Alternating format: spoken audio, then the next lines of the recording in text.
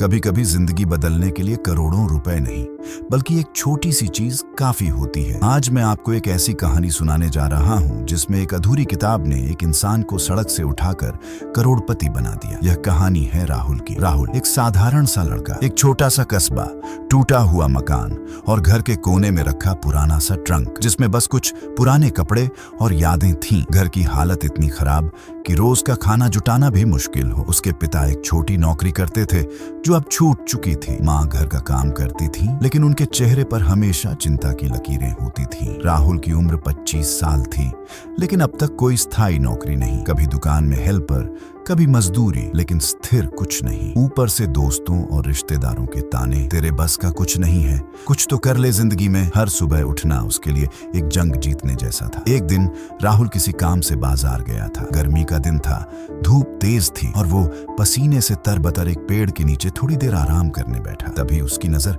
पास ही लगे एक पुराने बुक स्टॉल पर पड़ी। स्टॉल पर धूल जमी किताबें, कुछ फटी हुई, कुछ पीली पड़ चुकी। राहुल यूं ही देखने चला गया। एक किताब उसके ध्यान में आई। कवर पुराना, पन्ने पीले और आधा हिस्सा गायब। कवर पर लिखा था द पावर ऑफ आइडियाज। किताब के ऊपर धूल जमी थी, जैसे सालों से किसी ने उसे छुआ भी ना हो। दुकानदार ने कहा, सिर्फ 10 रुपए। राहुल ने सोचा, चलो देख लेते हैं, शायद कुछ सीखने को मिल जाए। राहुल ने किताब खोली और पढ़ना शुरू किया। किताब में लिखा था, हर बड़ा बिजनेस एक छोटे आइडिया से शुरू होता है, फर्क बस इतना है कि कोई उस पर विश्वास करता है या नहीं। पन्ने पलटते पलटते उसने एक कहानी पढ़ी, एक किसान की जिसने अपने खेत में पड़े पत्थरों को तराशकर मूर्तियां बनाना शुरू किया। शुरुआत में लोग हंसे, मजाक उड़ाया, लेकिन एक दिन वही किसान मशहूर हो गया और उसका काम दुनिया भर में बिकने लगा। किताब अचानक वहीं खत्म हो गई, क्योंकि बाकी का हिस्सा गायब था। लेकिन राहुल के दिमाग में एक चिंगारी जल चुकी थी। उसने सोचा, अगर वो किसान कर सकता है तो मैं क्यों नहीं। उस रात राहुल सो नहीं पाया। उसके मन में एक नया विचार घूम रहा था, पुरानी लकड़ी के टुकड़ों से